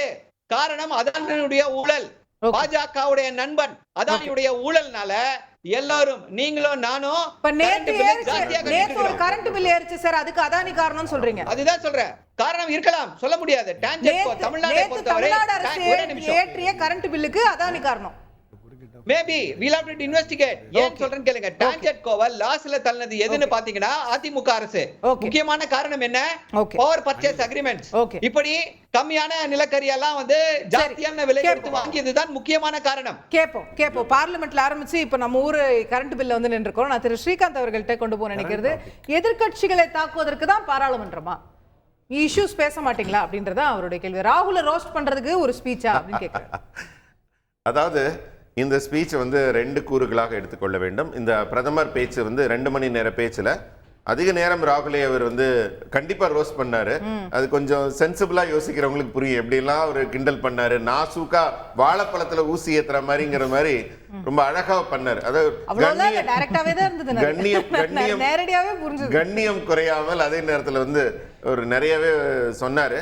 ரொம்ப தெளிவா சொன்னாரு. அவர் ஹீரோ இல்ல ஜீரோ அப்படிங்கறத சொன்னாரு. 13 ஸ்டேட்ல நடந்த எலெக்ஷன்ல வந்து ஒரு சீட் கூட ஜெயிக்காதவங்க என்ன தேசிய கட்சி, ஒரு எம்பி சீட் கூட ஜெயிக்காதவங்க என்ன தேசிய கட்சினர்? தமிழ்நாட்டுல கூட தான் ஒரு தேசிய கட்சி ஜெயிக்கல, ஜீரோ. அப்படி இல்லையா? 13 ஸ்டேட்ல ஒரு ஸ்டேட்ல போகலாம். இங்க வந்து அந்த கூட்டணி வலுவாக இருக்கிறது இல்ல, நாங்க மறுக்கவே இல்லையே. அதே நேரம் குஜராத், சத்தீஸ்கர், குஜராத், சத்தீஸ்கர் இல்ல, தவறான தகவல். குஜராத், சத்தீஸ்கர், மத்திய பிரதேசத்துல பாத்தீங்கன்னா, சார் நான் பேசி முடிச்சோன்னு பேசுங்க. அதனால மத்திய பிரதேசத்துல பாத்தீங்கன்னா இந்த 3லயும் காங்கிரஸ் தனியா நின்னாங்க. பிரதமரை சுட்டிக்காட்டி சொன்னாரு. சதவீதம் குறைஞ்சது இல்ல, 64 இடத்துல போட்டிட்டு 2 சீட் தான் ஜெயிச்சிருக்காங்க. அதுதான் அவங்க உண்மையான பலம். இதுக்கு தான் அவங்களை பாரசைட்னாரு. ஏன்னா அவங்களுக்கு இன்னைக்கு வந்து அவங்க வந்து கட்சியோட சேர்ந்தாதான் ஜெயிக்க முடியுது. ஆமா, பல்லு இல்லாத பாம்பாக கொம்பு இல்லாத மாடாகன்னு ஒருத்தர் வர்ணிச்சார் தெரியுங்க. உயிரற்ற உடலாக காங்கிரஸ் இருக்கிறது. ஏன்னா அவங்களுக்குன்னு உயிர் இல்லை, வேற உயிரினத்துல இருந்து தான் உயிர் எடுக்கணும், அந்த பாரசைட் ஆயிட்டாங்க. அதனால மாநில கட்சிகள்லேருந்து அவங்க கொஞ்சம் சத்தை வாங்கி உயிரை வாங்கிட்டு இன்னைக்கு இருக்கிறாங்க. தனியா இதே தமிழ்நாட்டில் போட்டியிட சொல்லுங்களேன். நாங்க நின்னாலும் எங்க தலைமையில கூட்டணி அமைச்சு, காங்கிரஸ் அவங்க தலைமையில கூட்டணி வேணாலும் அமைச்சு நிக்க சொல்லுங்களேன். திமுகவோட வேண்டாம், நிக்க சொல்லுங்களேன். அவங்க சொந்த பலத்தில் நிக்க சொல்லுங்களேன். யார் நம்பி வராங்க வரட்டும். வாய்ப்பே கிடையாது. நோட்டா கீழே போயிடுவாங்க. ஏன்னா அவங்க போராட்டம் நடத்த வரப்ப எவ்வளவு கும்பலா வந்தாங்கன்னு பார்த்தோம். ரயில் எல்லாம் மறிக்கிறதுக்கு, செயின் இழுக்கிறது கூட சக்தி இல்லாதவங்க வந்தாங்க பாவம். அதனால எதுக்காக இது சொல்ல வரோம்னா, பிரதமர் வந்து பாலக் புத்தின்னது கூட அவர் வந்து ரொம்ப அவமானப்படுத்தணுங்கிற நோக்கில் சொல்லாம நகைச்சுவையாக தான் அவர் சொன்னார். சொல்லிட்டு ஒரு கதையும் சொன்னார். அம்மா என்ன அவன் கிள்ளிட்டான், அம்மா என்ன அடிச்சிட்டான், அம்மா என்ன பண்ணிட்டான்னு ஒரு கதையை ரொம்ப நகைச்சுவையா சொன்னார். சொல்லிட்டு சொன்னப்போ அது எந்த குழந்தை போய் அம்மா கிட்ட கம்ப்ளைண்ட் பண்ணுதுன்னு நம்ம கற்பனைக்கு விட்டார். அது நான் சொன்னேன், வாழைப்பழத்தில் ஊசி ஏற்றுற மாதிரி. அதனால அந்த மாதிரி சொல்றப்ப சொன்னாங்க. அவங்க செய்யும்போது அவர் இன்னும் சொன்னார், அந்த பாலக் புத்தினால தான் வந்து கட்டி பிடிக்கிறது, கண்ணடிக்கிறது, வெளியில இருந்து இந்த முறை பண்ணல, போன முறை பண்ணாரு, நீங்க இது பண்ணீங்க. இந்த முறை அதெல்லாம் எதுவுமே செய்யல. இந்த முறை இப்பதானே தொடங்கி இருக்கு. முதல் முறையே அவங்க நேத்து பேசுனதுல அவர் எப்படி பேசினாரு? முதல் முறையே வெறுப்பை உமிழ தொடங்கி இருக்கிறார்கள். முதல் வார்த்தையிலிருந்து, நான் இப்ப சீரியஸா சொல்ற அலிகேஷன்ஸ், முதல் வார்த்தையிலிருந்து பிரதமரை பேச விடாம தொண்டை வலிக்க கத்திக்கிட்டே இருக்கிறாங்கன்னா அவங்க கேட்க விரும்பவில்லை. நாடாளுமன்ற அவை நடவடிக்கையை முடக்க வேண்டும். செஞ்சது இல்லையா? இதெல்லாம் மன்மோகன் சிங் ஆட்சி காலத்துல நீங்க செஞ்சது இல்லையா? நாட்களாவே முடங்குச்சு உங்களுக்கு. இந்த இது முதல்ல அண்ணா ஹசாரே மூவ்மெண்ட் முதல்ல ஞாபகம் இருக்கா? எதிர்ப்பை காட்சிப்படுத்தி விட்டு அமைதியாயிருவாங்க. அதுதான் நாடாளுமன்ற நடைமுறை. அதுக்கு மாதிரி ஒரு விஷயத்துக்கு இன்னைக்கு கூட அவங்க வந்து திமுக உறுப்பினர்கள்லாம் பொங்கியிலிருந்து சத்தம் போட்டாங்க. அதே நேரத்தில் கள்ளக்குறிச்சியில் ஒரு விசாரணை வேணும்னு கேட்டிருக்கலாம், சிபிஐ விசாரணை வேணும்னு கேட்டிருக்கலாம். ஏன்னா 63 பேர் அநியாயமா செத்து போயிருக்கிறாங்க. அதனால மணிப்பூருக்கு போனாரான்னு கவலைப்படுறாங்க எல்லாரும். நியாயமான கவலை. ஏன்னா கஞ்சா வியாபாரத்திலையும் போதை வியாபாரத்திலையும், கஞ்சா வியாபாரத்திலையும் போதை வியாபாரத்திலையும் 2 குழுக்கள் 60 வருஷமா அடிச்சுக்கிட்டு சாகுறாங்க. அங்க அதுதான் பிரச்சனை. அந்த பிரச்சனையை வந்து இப்பதான் வெளிப்படுத்தி இருக்கிறது. எல்லாரும் பாவம் மணிப்பூர் கடைசி வேற எதுவும் கிடைக்கல பேசுறதுக்கு நமக்கு சொல்ல. ஆனால் இங்க அதே மாதிரி ஒரு வேங்க வெயில் எல்லாரும் போய் இறங்கிட்டாங்களா? முதலமைச்சர்ல இருந்து அமைச்சர் பட்டாளம் போய் இறங்கிடுச்சா? அரெஸ்ட் பண்ணிட்டாங்களா, எல்லாரையும் காட்சிப்படுத்தி விட்டார்களா? நம்ம ஊர் கதையை விட்டுருவாங்க. மணிப்பூருக்கு வாங்க போகலாம், அருணாச்சல பிரதேசம் வாங்க போகலாம், அங்கேருந்து அமெரிக்கா போகலான்னு கூட்டிட்டு போறாங்க. அதனால நமக்கு என்ன பிரச்சனை நம்ம நாட்டு மக்களுக்கு இருக்குங்கிறத பேச வேண்டியது நடக்கவில்லை. அவங்க வந்து தமிழ்நாட்டுல இருந்து மணிப்பூருக்கு போறது தப்புனா, நீங்க 2024 இருந்து 84 வரைக்கும் இப்ப 84 75 எங்கெங்கயோ போயிட்டீங்களா? அன்று நேரு என்ன செய்தார் தெரியுமா? இந்திரா காந்தி என்ன செய்தார்? அம்பேத்கரை என்று தோக்கடித்தார். எத்தனாவது முறையா இந்த அம்பேத்கர் மேட்டரை மட்டும் மோடி பார்லிமெண்ட்ல பேசுறாரு? நீங்க கவுண்ட் பண்ணிருப்பீங்க. இல்ல அது சொன்னதுக்கான ஒரு நோக்கம் இருக்கிறது. அவர் என்ன சொல்றாருன்னா, இவர் நேத்து ஒரு பரமசிவன் படத்தை வச்சு ஒரு அரசியல் பண்ணார் இல்லையா? பரமசிவன் படத்தை வச்சுக்கிட்டு பிளக்கார்டு காட்டக்கூடாதுன்னு தெரியும். அவர் என்ன நினைக்கிறாரு, இதை அனுமதித்தால் தான் சொன்னது அம்பலம் ஆயிடும், அதே அனுமதிக்கவில்லை என்றால் ஒரு இந்து கடவுள் படத்தை அவங்களே தவிர்க்கிறாங்கன்னு ஆயிடும். அந்த மாதிரி ஒரு ட்ராப் பண்றாராம் அந்த பாலக் நல்ல பாலிடிக்ஸ் தானே அது, பாலக் புத்தி. அதுதான் அவர் சொன்னார் அழகா. பொலிட்டிக்கல் ஆப்டிக்ஸ் சார் அது அப்படின்னு சொல்ல முடியாது இல்லையா? மக்கள் அந்த அளவு இன்றைக்கு இருக்க ஊடக வெளிச்சத்துல மக்கள் அந்த அளவு விவரம் தெரியாம இருக்காங்களா? விவரம் தெரியாம இருக்காங்க. இன்னைக்கு தமிழ்நாட்டுல எடுத்துக்கோங்க, இன்னைக்கு கள்ளச்சாராய மரம் எவ்வளவு வேணா ஊடகங்கள் மூடி மறைக்கட்டும், சார்பு ஊடகங்கள் எல்லாரையும் சொல்லல, மூடி மறைக்கட்டும், விடயங்கள் வெளியில தர முடியும். இன்னைக்கு ஊடகங்கள் வேற இடத்துல இருக்கு, அலைபேசியில வருது, மற்றவங்க எல்லாம் செய்யறாங்க, எல்லாருக்கும் எல்லாமே தெரியும். அதற்கான பதில் எப்ப கொடுக்கணுமோ அப்ப மக்கள் நேர்மையா தெளிவாக கொடுப்பார்கள். முதல் பகுதி அவருக்கு எல்லாமே சொன்னார். ஒவ்வொரு நீங்க வந்து 1000 கோடி ரூபாய்க்கு மேல ஊழல் பண்ணி ஜாமீன்ல சுத்துறீங்கப்பா, அதை மனசுல வச்சுக்கோங்கன்னு எச்சரிக்கையும் விடுத்தார். ரொம்ப வெறும் கிண்டல் மட்டும் பண்ணல. வெளியில இருக்கீங்க இப்ப நீங்க ஜாமீன்ல, அவ்வளவுதான், you are not completely out of danger. இருக்கலாம் யாருக்கு சட்டம் கடமையை செய்யும், அதுக்கு எங்களுக்கு சம்பந்தம் இல்லை. சட்டம் கடமையை செய்யறதுல நாங்க ஒண்ணும் குறுக்கீடு செய்ய போறது இல்லைங்க, அதெல்லாம் நடக்கட்டும். இப்ப இன்னொரு விஷயம், எதிர்க்கட்சி தலைவரோட உரையை நீங்க அவை குறிப்புல இருந்து எடுக்கிறீங்க, இதே பிரதமர் உரையில சிலது அப்ஜெக்ஷனபிளா இருக்கு எடுங்கன்னு அவங்க கோரிக்கை வச்சா எடுப்பீங்களா? அப்பா எந்த நடைமுறையில நடக்கிறாரோ அதுல பாதி கூட ஓம் பிர்லா சார் பண்றது இல்ல. அப்பாவு அவர்கள் எந்த வழியில் நடக்கிறாரோ அதுல பாதி கூட எதிர்க்கட்சி தலைவர் உரையை எனக்கு வந்தா தக்காளி சட்னி, உனக்கு வந்தா ரத்தம். எதிர்க்கட்சி தலைவர் கொடுத்த உரையை அப்படியே எக்ஸ்பென்ஸ் பண்ணிட்டாரா? அப்பா நாங்க தமிழ்நாடு மாதிரி சப்ரஸ் பண்ணி எடிட் பண்ணி சட்டமன்ற உரைகளை வெளியில இடுறது இல்ல, நேரடியாவே பாத்துறீங்க, நேரடியாவே டவுன்லோட் ஊடகங்கள் பண்ணிடுறீங்க. அதுக்கப்புறம் மரபு சார்ந்து அவங்க நீக்குறாங்க. அதுல என்ன உங்களுக்கு பிரச்சனை இல்ல? நீங்க என்ன மரபு சார்ந்து நீக்குறாங்க? அவர் பேச்சு முழுமையா நீங்க பாத்தீங்களா? வயலண்ட் ஹிந்துஸ்னு சொன்னத நீங்க ஏதோ இந்துக்களையே வன்முறையாளர்கள் என்று சொல்லிவிட்டார் அப்படின்னா எப்படி அது? அதாவது நீங்க நான் கேட்கிற கேள்வியே வேற. நீங்க அத்தனை பேரும் டவுன்லோட் பண்ண பிறகு அது மரபு சார்ந்து நீக்குறாங்க, அது ஒரு பதிவு. மத்தபடி எல்லாருக்கும் போயிடுச்சு அப்படிங்கறீங்க. அதுக்கு முன்னாடி எல்லாருக்கும் வந்துருது இல்ல, அங்க தணிக்கையே செய்யப்படல. அதுக்கப்புறம் அந்த சட்டமன்ற குறிப்பிலையோ நாடாளுமன்ற குறிப்பிலையோ ஏற்க மறுப்பது வந்து அவரோட சபாநாயகர் உரிமை. இங்க அந்த உரிமை தாறுமாறா பயன்படுத்துறாரு. அங்க வந்து நீதிக்கு உட்பட்டு இல்ல. முக்கியமா ஒரே ஒரு விஷயம் நான் சொல்லிடுறேன். என்டிஏ அது வந்து ஒரு அரசு நிறுவனமா அப்படின்னு தம்பி பேசுறப்ப கூட கேட்டார் இந்த சந்தேகம். National testing agency, national. அப்ப இனிமே எப்படி ஒவ்வொன்னா இஸ்ரோ அரசு நிறுவனமா அப்படின்னு கேட்டுட்டே வரலாம் ஒன்னொன்னா. அதாவது என்டிஏவோட மிகப்பெரிய தவறுன்னு இவங்க சொல்லக்கூடிய அத்தனை விடயங்களும் ஒரு இன்ஸ்டிடியூஷனல் எரரை சரி பண்ணி இங்க இருக்கிற கவுன்சிலிங் நேரப்படி நடக்க வேண்டும் என்பதற்கான அவங்க எடுத்த நடவடிக்கை தான் விமர்சிக்கப்பட்டது. தவறுகள் என்று சொல்லப்படும் எத்தனையும், ஏன்னா நேரமின்மை காரணமாக, கேள்வித்தாள் மாறியதன் காரணமாக, அந்த மாதிரி ஒரே கேள்விக்கு 2 சாதகமான பதில் வந்ததன் காரணமாக இதுக்கெல்லாம் ஒரு கிரேஸ் மார்க். அந்த எக்ஸாமே நீக்கிட்டு ஏன் ஃப்ரெஷ் எக்ஸாம் நடத்த கூடாது? எவ்வளவு பெரிய சிக்கல். 25 லட்சம் பேர் பாதிக்கப்படுவாங்க. இதுல 1536 பேர் தான் பாதிக்கப்படுறாங்க. 25 லட்சம் பேர் பாதிக்கிறாங்க. ஒரு 1500 பேர் பாதிப்புக்கு உள்ளான இடத்துல 25 லட்சம் பேருக்குமா அந்த தண்டனையை கொடுக்கிறது? அந்த 1500 பேருக்கு மட்டும் மறுதேர்வு வச்சா போதும் அந்த இடத்துல, புரியுதுங்களா? அதைத்தான் வந்து ஆப்ஷன் கொடுத்தாங்க. ஒன்னும் மறுதேர்வு எழுது, இல்லாட்டி பழைய மார்க் எடுத்துக்கோ வித்அவுட் கிரேஸ். அதோட நடவடிக்கை தான் விமர்சிக்கப்பட்டது. அதே மாதிரி அக்னிவீர் திட்டம் வெளிநாடுகள்ல யூரோப்ல இருக்கிற மாதிரி பள்ளி மாணவர்களுக்கான பயிற்சி களம். அது ஒன்னும் ராணுவ வீரர்களை டீகிரேஸ் பண்ணல, பள்ளி மாணவர்கள் பயிற்சி கொடுத்து திருப்பி அனுப்பிடுவாங்க சார் வெளிநாட்டுல. அந்த மாதிரி கிடையாது சார், திஸ் இஸ் எம்ப்ளாய்மென்ட். ஆமா, குறிப்பிட்ட காலம் அங்க பணி செஞ்சு வெளியில வர போறாங்க, அந்த எக்ஸ்பீரியன்ஸோட வேற வேலைக்கு போங்கறாங்க. அது ஒரு extension of the scheme which is prevailing in Singapore also. அது மாதிரி பள்ளி கல்லூரி பிடித்த மாணவர்களுக்கு ஒரு வாய்ப்பு, ராணுவத்தில் ஒரு பணியாற்றும் வாய்ப்பு. பிரதமர் உரையில ஒரே நிமிஷத்துல முடிச்சது. 2ஆம் பகுதி வந்து தெளிவாக ஒரு சுருக்கமா சொல்றேன், சப்கே சாத் சப்கா விகாஸ், நாடு முன்னேற்றத்தை. நீங்க பேசுறது இல்ல, நம்ம அக்னிவீர் பத்தியும் அவங்க பேசணும்னு நினைப்பாங்க. பேசுறது திரு சரவணன், நீங்க குறுக்கிட விரும்புறீங்க? இப்போ 2 விஷயங்கள் வந்து என்ன அப்படின்னா, நீட் வந்து இது வந்து என்ன விதமான கொடுமை? 25 லட்சம் மாணவர்கள் அந்த தண்டனையை அனுபவிக்க வேண்டுமா அப்படின்றாரு. அதை விட பெரிய தண்டனையை, கொடுமையை அனுபவித்துக் கொண்டிருக்கிறார்கள். இதுவரைக்கும் இந்த எக்ஸாம் எழுதுறதே ஒரு கொடுமைதான்றீங்களா? அப்படி இல்ல. எக்ஸாம் பேப்பர் லீக் ஆயிருக்கு. ஓரிரு இடங்கள்ல லீக் ஆயிருக்கு அப்படின்றாங்க. ஏன் இந்த கம்ப்யூட்டர் யுகத்துல ஒரு இடத்துல லீக் ஆனா போதும், சண்டிகர்ல லீக் ஆனா போதும், அடுத்த நிமிஷம் அது சென்னையில கிடைக்கும், அடுத்த செகண்ட் சென்னையில கிடைக்கும். சோ ஓரிரு இடங்கள்ல லீக் ஆயிருக்கு அப்படின்னா, ஒரு குறிப்பிட்ட மாணவர்கள் வந்து வருடம் ஃபுல்லா படிச்சு திருப்பி 2வது வருஷம் எழுதி எக்ஸாம் எழுதுவான். எவனோ ஒருத்தன் பணத்தை வச்சுக்கிட்டு அவன் வந்து இது பண்ணிட்டு போயிடுவான். அப்போ வாய்ப்பு கிடைக்காத மாணவர்கள் யார் அவர்களை தேற்றுவது? லீக் ஆயிருக்குன்னு சொல்றீங்க. அப்போ எக்ஸாம் எப்படி நடத்த முடியும்? அந்த எக்ஸாமுடைய நம்பகத்தன்மை என்ன? அது வந்து ஃபுல் ப்ரூஃப் சிஸ்டமா இது? இது என்ன முதல் முறை நடக்கிறதா? இந்த என்டிஏல வந்து ஃப்ராட் நடக்கிறது. 4வது எஃப்ஐஆர் சிபிஐ வந்து 4வது முறையாக எஃப்ஐஆர் வந்து கொஸ்டின் பேப்பர் லீக் ஆயிருக்குன்னு சொல்லி 4வது முறையாக எஃப்ஐஆர் பதிவு செய்திருக்கிறது. முதல் 3 எஃப்ஐஆர்ல என்ன பண்ணாங்க? குற்றவாளிகளை கண்டுபிடித்தார்களா? தெரியாது. இதற்கெல்லாம் காரணம் யாரு? அங்க என்டிஏவுடைய சேர்மேன் ஒருத்தர் இருக்காரு, பிரதீப் ஜோஷி.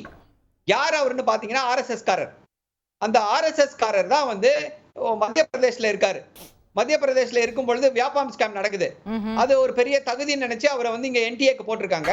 அந்த தகுதியின் அடிப்படையில தான் இங்க பாத்தீங்கன்னா இப்போ 4 தடவை பேப்பர் லீக் ஆயிருக்கு, 4 எஃப்ஐஆர் சிபிஐ ரெஜிஸ்டர் பண்ணி எக்ஸாம் நடத்திட்டு இருக்குது. சோ இந்த மாணவர்கள் வந்து எப்படி இதை வந்து இந்த எக்ஸாமை வந்து நீங்க எப்படி வந்து திருப்பி எக்ஸாம் நடத்துவது வந்து ஏதோ நல்லவர்கள் போல நடிக்கிறார்களே, அந்த மாணவர்களுடைய சாபம். படிச்சுட்டு போனவங்க ஒருத்தங்க இருக்கும் பொழுது இது ஒரு விஷயம். அடுத்து ராகுல் காந்தி அவர்கள் வந்து பெயில்ல தானே இருக்காரு அப்படின்னாங்க. அமித்ஷா மேல என்ன குற்றச்சாட்டு தெரியுமா? கொலை குற்றச்சாட்டு, எக்ஸ்டார்ஷன், மிரட்டி பணம் பறித்தார் என்ற குற்றச்சாட்டு. என்ன விடுதலை ஆனாரு? இல்ல, நீதிமன்றம் வந்து டிஸ்சார்ஜ் பண்ணிச்சு. அப்போ பாவம் மகாராஷ்டிரா ஹைகோர்ட்ல சுவமோட்டோ ஜூரிஸ்ப்ரூடன்ஸ் கிடையாது போல இருக்கு. அவ்வளவுதான், தட் பிகம் ஃபைனல். சிபிஐ அதுக்கு எதிர்த்து அப்பீல் செய்யல. கீழமை நீதிமன்றம் திரு அமித்ஷாவை வந்து டிஸ்சார்ஜ் பண்ண உடனே அவ்வளவுதான், அவர் புனிதராகி விட்டார். இப்படிப்பட்ட ஒருத்தரை வந்து நண்பர்னு சொல்லிக்கிட்டோம் ஹோம் மினிஸ்டரா வைத்திருக்கக்கூடியவர்கள் திரு ராகுல் காந்தியை வந்து கரப்ஷன் பேசலாமா? அது கரப்ஷன் கிடையாது. அது வந்து பப்ளிக் மணியை எடுத்து இது பண்ணல. பிரதமர் அவர்கள் வந்து ரொம்ப பாவம், அவரால் தாங்கிக் கொள்ள முடியவில்லை. நண்பர் இனியன் அற்புதமா சொன்னாரு, பிரதமரால தாங்கிக் கொள்ள முடியவில்லை. கோன் ராகுல் அப்படின்னு அவர் முன்னாடி இன்னைக்கு வந்து ராகுல் காந்தி கம்பீரமாக இந்திய மக்களுடைய ராகுல் காந்தி வந்து நரேந்திர மோடி அவர்களை வந்து விமர்சித்தாரா? பர்சனலா விமர்சிச்சாரா? ஆமா இல்லையா? என்ன பர்சனலா விமர்சிச்சார் சொல்லுங்க. அதான் மோடிஜிக்கு பரமசிவன் ஃபோன் பண்ணாரு, டிமானிடைசேஷன் அறிவிச்சாரு. அவர் சொன்னதானே அது? மோடி இல்ல அது அவரே சொன்னது. சிவன் ஃபோன் பண்ணாரு, பரமாத்மான்னு பேசினாரு. அவர்தான் கடவுள்னு அவதாரம் ஆச்சு. அப்புறம் மோடி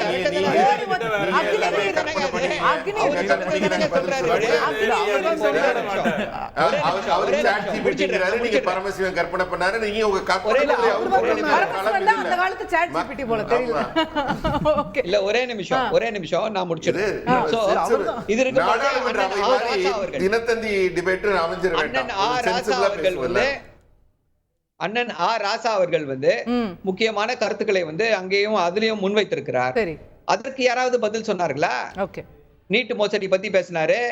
எப்படி வந்து நீங்கள் வந்து எப்பவுமே வரலாற்றை திரித்து பேசுகிறீர்களே, முகலாயர்கள் வந்து வந்தேரிகள்னு சொன்னீங்கன்னா அப்ப வந்து ஆரியர்கள் யாருன்னு சொல்லி கேட்கிறாரு. 1000 காலம் அடிமைப்பட்டு இருக்கிறார்கள்னா ஐயா கரெக்டா சொன்னாரு, வெள்ளக்காரன் தான் நம்மளை அடிமைப்படுத்தி வச்சிருந்தான். ஏன்னா வைஸ்ராய்ஸ் கவுன்சில் வந்து லண்டன்ல இருந்துச்சு, அங்கிருந்து நம்மள ரூல் பண்ணா. முகலாயர்கள் இங்க வந்தாங்க, இங்க இருந்து நம்மள இது பண்ணாங்க அப்படின்னு சொல்லி வரலாற்று உண்மைகளை சொன்னாரு. அப்ப ஆரியர்கள் யாரு, அவரை எப்படி கூப்பிடுவீங்கன்னு கேட்டாங்க. இதற்கெல்லாம் பதில் சொல்லணும்ல. நீங்க எப்பவுமே வரலாற்றை திரித்து கொண்டே பேசுவோம், எங்களுக்கு தோன்றியதுதான் வரலாறு, நாங்கள் சொல்வதுதான் வரலாறு அப்படின்னா எத்தனை நாளாக கேட்டுக்கொண்டிருப்பார்கள்? உங்களுக்கு பாராளுமன்றத்துல மெஜாரிட்டி இருக்க வரைக்கும் பிக்னிக் மாதிரி வந்து போயிட்டு இருந்தீங்க. இப்போ முடியாதுல்ல. ஒரு முறை திரு ராகுல் காந்தி வரும்பொழுதும் மோடி அவர்கள் அங்க வந்து உட்காரணும்ல, பதில் சொல்லணும். இல்ல வியாபம் ஊழல் வந்து 1995 தொடங்கிச்சு. அப்போ அதனுடைய முதல் மந்திரியா இருந்தது திக்விஜய் சிங். அந்த டைம்ல இந்த ஆர்எஸ்எஸ் காரர் அங்க இருந்தாராங்கிறத பத்தி பேசுங்க. அப்புறம் தொடங்கி 15 வருஷம் நடந்துச்சு, 2 பேரும் சேர்ந்து நடத்துனீங்க. இல்ல 95ல திக்விஜய் சிங் ஆட்சியில தான் வியாபம் ஊழல்ங்கிறது தொடங்கப்பட்டது. அதுக்கப்புறம் சிவராஜ் சிங் சௌஹான் ஆட்சி வரைக்கும் அந்த குற்றச்சாட்டு இருந்தது. சிபிஐ விசாரணை எல்லாம் இல்லைங்க, நடந்துச்சு. ஒரு வியாதியை பரப்பிட்டீங்கன்னா நீங்க கொரோனால உங்களுக்கு வந்து துர்பாகியமான சூழ்நிலை ஒருத்தருக்கு வந்து அவர் போய் இல்ல பரப்பிட்டாங்க. நீங்க வியாபம் எக்ஸாம் தொடங்குனதுல இருந்தே ஊழல்ங்கிறது தான் அவங்க தொடங்கி வச்சது அப்படிங்கறத அப்படி பார்த்தா நீட் எக்ஸாம் மன்மோகன் சிங்கோட ஆட்சியின் போது பிஜேபி வந்து கூக்குரல் இட்டது அப்படிங்கறத ஒரு குற்றச்சாட்டா சொல்றீங்க. 13 நாள்ல யார் சொன்னாங்க? பேசும்போது மன்மோகன் ஆட்சியும் போது நீங்க கூச்சல் இடலையா? அதனாலதான் நாங்க இப்ப ரொம்ப வருஷம் கழிச்சு அதெல்லாம் யோசிச்சு இப்ப கூச்சல் ஆடுறோம். நான் சொல்றேன் இல்லையா, இல்ல கொஞ்சம் டியூப் லைட் தானே, இவங்க லேட்டா தானே பண்ணுவாங்க. இவங்க காங்கிரஸ்ல எப்ப பண்ணுவாங்க? பண்ணிட்டாங்களா? 13 நாள்ல ஆட்சியை கலைக்கிறீங்க, 13 மாசத்துல ஆட்சியை கலைக்கிறீங்க. 1996ல 160 சீட்டு வாங்கியிருந்தது. என்னைக்குமே 250 சீட்டு வாங்காமல், மோடி இன்னைக்கு சொன்னாரு 250 சீட்டை இன்னி வரைக்கும் வாங்காமல் தான் காங்கிரஸ் பல வருடங்கள் ஆட்சியில் இருந்தது அப்படிங்கறத உங்களுக்கு சொல்லிட்டு 2047 நோக்கி 24.7 போறோம் அப்படிங்கறத சொன்னாரு. ஐயா வந்து தியானம் பண்ணக்கூடியவர். தியானம் பண்ணவர்கிட்ட நீங்க கூக்குரல் இட்டீங்கன்னு வச்சுக்கோங்களேன், அதை ஒரு பட்டாசு மாதிரி எடுத்துப்பாங்க. தியானம் பண்றது ரொம்ப கஷ்டம். அதே சத்தத்துக்கு நடுவுல பேசுறது ரொம்ப ஈஸி அவனுக்கு. உங்களை கொண்டு போய் தியானத்துல உட்கார வச்சாங்க, கொஞ்ச நாள் ஆயிடும் இல்லையா? இப்ப 99 9 அப்படியே போயிருமா? அப்படி வந்ததுன்னா 5 வருஷத்துக்கு 99 தான். 5 வருஷத்துக்கு ராகுல் காந்தி அப்படி எல்லாம் எதிர்க்கட்சி தலைவரா பேசணும். நீங்க கேட்கணும். அப்படி எல்லாம் காங்கிரஸ் வந்து தவறா நினைச்சிராதீங்க. அங்க நிறைய பேர் இருக்காங்க. ஐயோ இது சரிபடாது வடிவேல் மாதிரி சொல்லிட்டாங்கன்னா நீ லாய்க்கப்படாது. 2014ங்கிறது நான் சின்னதா 2-3 விஷயம் தான். 2014 சொன்னார் மோடி சொன்னார், சீரியஸா பேசுறதெல்லாம் சொல்லணும்ல. 2014ங்கிறது மாற்றம், 2019ங்கிறது ஏற்றம், 2024ங்கிறது ஊழலுக்கு எதிரான சீற்றம். அதான் அவர் உங்களுக்கு சொல்றாரு. ஏமாற்றம் உங்களுக்குங்க. 400 சீட்டு எனக்கு பகல்னா மாற்றம் முன்னேற்றம் அன்புமணின்னு போய் நின்றீங்களா? எனக்கு பகல்னா கலிபோர்னியால இருட்டு, உங்களுக்கு அது இருட்டு. எனக்கு ஒண்ணும் இல்ல, நான் நாளைக்கு காலையில எந்திரிச்சு வந்து திருப்பி வந்துருவேன். என்டிஏங்கிறது அரசு நிறுவனமா அப்படின்னு நீங்க கேட்டதுக்கு தான் அவர் உங்களுக்கு தெளிவா பதில் சொல்லிட்டாரு. மாநிலங்களுக்கு எதிரான பிரிவினையை நீங்க ஏற்படுத்துறீங்கிற வார்த்தையை மோடி ஏன் பயன்படுத்தினார் தெரியுமா? ₹1 29 பைசா தான் நமக்கு கிடைக்குதுன்னு சொன்னாங்க. நானும் பயங்கரமா யோசிச்சு பார்த்தேன், எப்படி பார்த்தாலும் 71 திருப்பி வருது, 29 தானே மத்திய அரசுக்கு போகுது அப்படின்னு பார்த்தா டைரக்ட் டாக்ஸ்ல இந்த வருமான வரி கட்டுறாங்க இல்லையா, அதுல ₹1 நீங்க கொடுத்தீங்கன்னா உங்களுக்கு 29 பைசா கிடைக்குதாமா. அப்ப மிசோரத்துக்கு எவ்வளவு தெரியுமா கிடைக்குது? ₹1434. மணிப்பூருக்கு எவ்வளவு தெரியுமா கிடைக்குது? ₹4384. அட ₹1 29 பைசா எங்கடா உங்களுக்கு வந்ததுன்னு யோசிச்சு பார்த்தா அது டைரக்ட் டாக்ஸுக்காகமா. இப்படி எல்லாம் பேசுவீங்கன்னா இன்னொன்னு ரொம்ப அழகா சொன்னாரு. இவிஎம் பத்தி படிச்சு சொன்னீங்க, எம்எஸ்வி பத்தி படிச்சு. ஐயா ஒரே ஒரு வார்த்தை மட்டும் சொல்லிடுறேன், அந்த செங்கோல் எல்லாம் அங்க வைக்க கூடாது. ஒரு எம்பி சொல்றாரு, ஏன் செங்கோல் வைக்க கூடாது? அந்த புறத்துல ராணிகள் இருப்பாங்க. என்ன சொல்றாருன்னா, முடியாட்சின்னு சொன்னீங்கன்னா அந்தரபுரத்தில் ராணிகள் இருப்பாங்க. அதத்தான் ஒரு வார்த்தையை சொன்னாரு. நீங்க மாத்தி ஐயோ நான் ஒரு வார்த்தையை மாத்தி சொல்ல, மன்னராட்சியான்னு கேட்டாரு. இது மன்னராட்சி அப்படி சொல்லலீங்க. மன்னராட்சியான்னு சொல்லிட்டு அவர் அடுத்த வரி என்ன சொன்னாருன்னா, அந்த அந்தரபுரத்தில் இருப்பாங்க ராணிகள் இருப்பாங்க. ஆனா ஒரு ராணி இப்படியா ஃபுல்லா சொல்லுங்க. நீங்க எனக்கு என்ன தெரியுமா, மன்னராட்சியினுடைய உச்சகட்டம் காங்கிரஸ். ஏன்னா 50 வருடமா ஒரே குடும்பம். இங்க வேற ஒரு திமுக 4-5 நிதி பக்கத்துல இருக்காங்க. இப்படியெல்லாம் நீங்க உங்க சயின்ஸ் செயல் போட்டு போடக்கூடாது வெங்கடேசன் சொல்ல. ஆனால் திருமாவளவன் பேசினது தான் ரொம்ப பிடிச்சது. இந்தியா பூரா மதுவிலக்கு, மோடி பேசினத பத்தி இல்லைங்க, இதெல்லாம் இன்னைக்கு சபையில நடந்தது. அவர் சொன்னார் இல்லையா உங்களுக்கு, இவரு நானாவது 1977 பேசினேன், அவர் கிபி வரைக்கும் போய் ஆரியர் வரைக்கும் பேசினார், நீங்க விட்டீங்க. நான் இந்த மேட்டருக்கு ஒரு வரி தான். திருமாவளவன் ஐயா என்ன சொல்றாரு, எல்லா இந்தியா பூரா மதுவிலக்கு கொண்டு வந்துருவாங்கிறாரு. அமைச்சர்கள் டாஸ்மாக் நடத்துற இந்த இடத்துலயே கள்ளச்சாராயம் காய்ச்சறான்னா எவ்வளவு தைரியம் அவனுக்கு இருக்கணும். மதுவிலக்கு வேற கொண்டு வந்துட்டீங்கன்னா என்ன ஆகும்னு யோசிக்க வேண்டாம். திருமாவளவன் ஐயா கொஞ்சம் பார்த்து பேசுங்க. ஏன்னா இங்க அமைச்சர்கள் தான் டாஸ்மாக் நடத்துறாங்க. அரசு நடத்துது, டாஸ்மாக் அரசு நடத்துது, அமைச்சர்கள் அதுல சப்ளை பண்றாங்க. அது ஆக்சுவலா நடத்துறாங்க. என்னன்னா 2 நாள் அழகா சொன்னார் சார், கவிதையா இருந்தது. 2014 மாற்றம், 2019 ஏற்றம், 2024 ஏமாற்றம். சீற்றம்னால ஏமாற்றம் இல்ல. ஏன்னா நீங்க 199 நீங்க இதே நானும் எதிர்பார்த்து 240 இதே தொலைக்காட்சியில நானும் நீங்க பேசும்பொழுது ஒரு முறை நீங்க சொன்னீங்க 400 சீட்டு குறையாம வருவோம்னு சொன்னீங்க. அப்போ 240 சீட்டு குறைஞ்சிருக்குன்றது ஏமாற்றம். சரிங்களா? எங்களுக்கு ஏற்றம், உங்களுக்கு தான் ஏமாற்றம் இங்க. சரிங்களா? 40 சீட்டு வரும்னு எதிர்பார்க்கவே இல்ல. இல்ல 44ல இருந்து உங்களுக்கே அதிர்ச்சியா இருக்கு. கிள்ளி கிள்ளி பாத்துக்கிறீங்க. 99 எப்படிடா வந்துச்சு? எவடா போட்டா நமக்கு ஓட்டு? 102 மறந்து தெரியாம சொல்றீங்க. 3 வாங்கியாச்சா? சுயேட்சை வாங்கியாச்சா? வாங்கல். இல்லைங்க, அந்த மாதிரி இல்லைங்க, வாங்கியாச்சான்னா சீட்டை வாங்கிட்டீங்களா? அதுதான் தோ வரப்போறாங்க அது நீங்க சொன்னீங்களே, சொல்லுங்க. அதுதானே? அது வேறங்க, அது வரப்போறாங்க. அது வாங்கியாச்சா இல்லைங்க?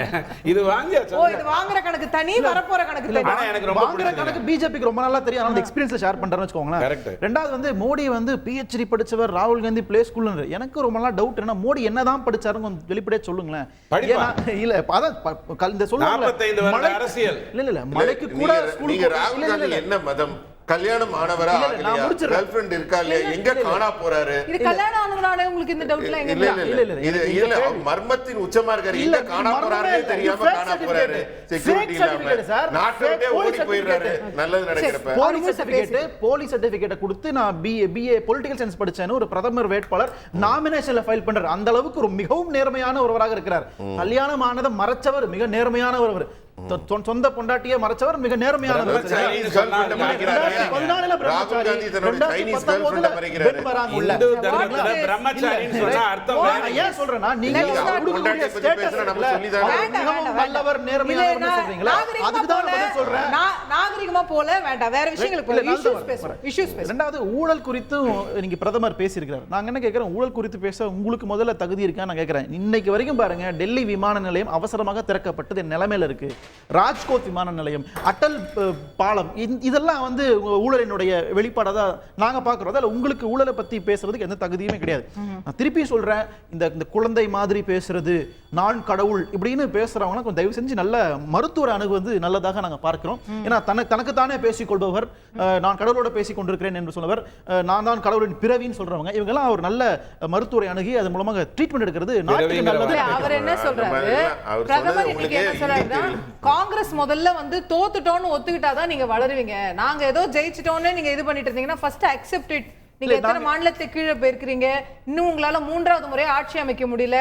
அவர் சொன்னாரு 84ல இருந்து நீங்க 250 சீட்டை கூட தாண்டல.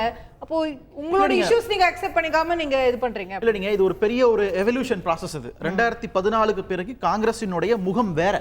அதற்கு முன்னாடி வரைக்கும் காங்கிரஸ் கட்சிக்குள்ள வலதுசாரிகள் ஆட்டம் காட்டினாங்க. இந்த வலதுசாரிகள் எல்லாருமே இருந்தாங்க. காங்கிரஸ் கட்சிக்குள்ள வலதுசாரிகள் தான் காங்கிரஸ் பல நேரம் தவறா வழி நடத்தினது. சரிங்களா? 2014 அப்புறம் ஓடி போயிட்டாங்க பிஜேபி எல்லாருமே. இன்றைக்கு வந்து காங்கிரஸ் கட்சி சரியான பாதையில ஒரு லெஃப்ட் லீனிங் பாதையில சென்று கொண்டிருக்கிறது. ராஜீவ் காந்தி, இந்திரா காந்தி எல்லாரும் வலதுசாரி இல்ல இல்ல நீங்க அவர்களை தவறாக வழிநடத்திய வலதுசாரிகள் காங்கிரஸ்குள்ள இருந்தாங்கன்னு நான் சொல்றேன். சரிங்களா? இன்றைக்கு அவர்கள்லாம் சொந்த வீடு கட்டினவனே பிஜேபிக்கு 2014 அப்புறம் ஓடி போயிட்டாங்க. அதனால காங்கிரஸ் கட்சி இன்றைக்கு சமூக நீதி குறித்து பேசுகிறது. இவ்வளவு ஆண்டு காலம் பெரிய அளவில் சமூக நீதி குறித்து பேசாமல் இருந்தது. அப்போ இன்னைக்கு இதெல்லாமே வந்து உங்களுக்கு சரியான பாதையில செல்வதற்கான ரிசர்வேஷனுக்கு அகைன்ஸ்டா ராஜீவ் காந்தி அவ்வளவு பேசிருக்காருன்னு இன்னைக்கு மோடி அதுதான் நான் சொல்றேன். ரிசர்வேஷனுக்கு கொண்டு வரதுக்கே வந்து மண்டல் கமிஷன் ரெக்கமெண்டேஷன்ஸ் ராஜீவ் வந்து இம்ப்ளிமெண்ட் பண்ணாம போனதுக்கு காரணம் காங்கிரஸ் குள்ள இருந்த வலதுசாரிகள் தான். சரிங்களா? இதான் உண்மைதான் fact. Sir, the leader has to take accountability. Sir, நீங்க என்ன இன்னைக்கு யாரோ ஃபேஸ்லெஸ்ஸா 4 பேர் நீங்க ப்ளேம். சரி, யார் அந்த வலதுசாரிகள் சொல்லுங்க. முட்டை பல்பு எரியாததுக்கு காரணம் கோடி தான். 2008க்கு பிறகு சோனியா காந்தியின் வருகைக்கு பிறகு காங்கிரஸ் கட்சி சரியான பாதையில் செல்கிறது. இந்த வாடகை வீட்ல இருந்தவங்க நீங்க இன்னைக்கும் கேட்டு பாருங்க, பிஜேபியில இருக்கிற பல பேர் இன்னைக்கு சரியான காங்கிரஸ்ல இருந்தான்னு சொல்லுவாங்க. இல்ல, நான் ஏத்துக்கிறேன். இன்னைக்கு சரியான பாதையில் செல்வதற்கு சோனியாவோட தலைமை காரணம்னு சொல்றீங்க. அப்ப அன்னைக்கு தவறான பாதையில போனதுக்கு இந்திரா காந்தி, ராஜீவ் காந்தி காரணம். தவறான பாதை நான் சொல்லவே இல்லை. இன்னொரு வெளிநாட்டு சில முடிவுகள், குறிப்பாக நீங்க சொன்ன மாதிரி மண்டல் கமிஷன் பரிந்துரைகளை அமல்படுத்துறதா இருக்கட்டும், அது மாதிரி எமர்ஜென்சி விஷயங்களா இருக்கட்டும், இதெல்லாமே உள்ளுக்குள்ள இருந்த சில விஷம கிருமிகளால் அட்வைஸ் பண்ணப்பட்ட விஷயம் நாங்க பாக்குறோம். சரிங்களா? ஆனா நேரு ரொம்ப தெளிவாக இருந்தார். காலக்காலைக்கார் கமிஷன் அமைச்சது நேரு தலைமையில காங்கிரஸ் அரசு தான், ஓபிசிக்காக. இது மாதிரி பல விஷயங்களை தொடர்ச்சியா நாங்க பேசிக்கிட்டே இருக்க முடியும். இன்றைக்கு நாங்க சரியான பாதையில போறது பிஜேபி எக்ஸ்போஸ் பண்றதுக்காகவும் அதெல்லாம் நாங்க ஸ்டெப் பை ஸ்டெப்பா வளர்ந்துகிட்டு இருக்கிறோம். 44ல இருந்து 52, 99, அடுத்த தேர்தல் நாங்க நிச்சயமாக ஆட்சி பிடிப்போம். இன்னொரு விஷயம் என்னன்னா, நீங்க பார்க்கும் 400 சீட்டுன்னு சொல்லிட்டு 240 வாங்கியிருக்காங்கல்ல, நாங்க கூட்டணியா நீங்க பார்க்கணும். இது வந்து ஒரு ஐடியாலஜிக்கல் வார், இது சித்தாந்த போர். இது இங்க பிஜேபிக்கு எதிரான சித்தாந்தங்கள்லாம் ஒன்றிணைந்து ஒரு போட்டியில நிக்கிறோம்ல, ஒரு தேர்தலில் நிக்கிறோம்ல. அப்ப இந்த எதிர்க்கட்சிகள் எல்லாமே ஒரு ஐடியாலஜியில ஒண்ணா நிக்கிறோம். அது வெற்றி பெற்றிருக்கு. அதுதான் பிஜேபிக்கு பொறுக்கலைங்க. அப்படியே நீங்க கூப்பிடல, திமுகவையும் வடநாட்டுல பேச கூப்பிடல சொல்லிருக்கலாம். சனாதனத்தை எதிர்க்கிறோம், இந்துவை எதிர்க்கிறோம், இந்துக்கள் எல்லாம் திருடுங்க. அதுதான் வியூகம். அதுதான் வியூகம். அது வியூகம். சரவணையா நீங்க அது வியூகம். இல்ல, நான் திமுக அவமானப்படுத்தலையா, ஸ்டாலின் அவமானப்படுத்தலையா, உதயநிதியை நீங்க அவமானப்படுத்தலையா, எல்லாம் ஒரே கருத்துல ஒன்றிணைஞ்சிட்டோம். நீங்க நாங்க வகுத்த வியூகம் என்பது அப்படிதான். எப்படின்னு சொல்றேன் நான் தெளிவா கேளுங்க. நீங்க சமாஜ்வாதி கட்சி சந்தர்ப்பவாதம்னு சொல்லிக்கலாமா? சமாஜ்வாதி கட்சி தமிழ்நாட்டுல பேசி யாருக்காவது ஓட்டு வரப்போதா? தமிழ்நாட்டுல வரும் உங்களுக்கு. ஆனா நான் சொல்றேன் ஆம் ஆத்மி கட்சி இந்துக்களை திட்டா தமிழ்நாட்டுல ஓட்டு வரும், வடநாட்டுல வராது. இந்த அண்டர்ஸ்டாண்டிங் அடிப்படையில் நாங்க ஒரு யூகத்தை வகுத்தோம். இன்னைக்கு பெரும்பான்மை எதிர்க்கட்சியாக அமர்ந்திருக்கிறோம். 5 வருஷம் உங்களுக்கு சும்மா விட மாட்டோம்ன்றது. அதனால நீங்க அதனால வரல. மைனாரிட்டி ஒண்ணும் பிரச்சனை இல்ல. நாளைக்கு பயந்து ஒத்தி வச்சிருக்கீங்க, அதுல தெரியுது எங்களுக்கு. அதாவது பிரதமருடைய உரை இன்றைக்கு ஒரு அருமையான உரை. இந்த உரையில மிகப்பெரிய பங்காற்றியது எதிர்க்கட்சிகள்.